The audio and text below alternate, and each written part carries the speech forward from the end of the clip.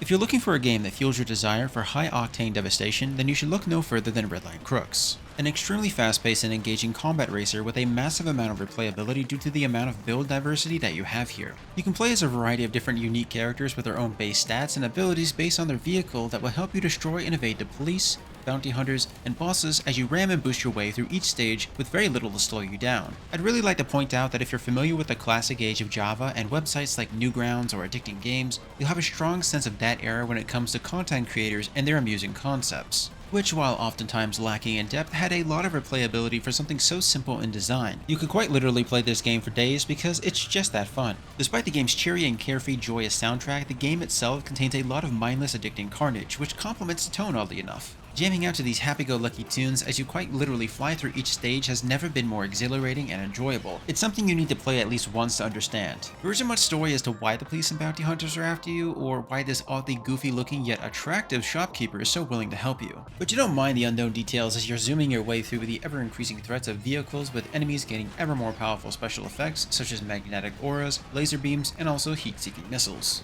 All the while, you're weaving and escaping everything you can while crashing through walls to avoid being damaged while also taking damage and managing your boost, HP, and damage output with all of the possible shopkeep upgrades. The longer you play, the more in control and better you will eventually feel as you aim to keep a high enough rank to progress further from the lower tiers up into Radical, which of course helps you gain a higher total score, which will also decrease any time you take damage or cease going on a killing spree, which definitely motivates you to take even bigger risks for that extra reward.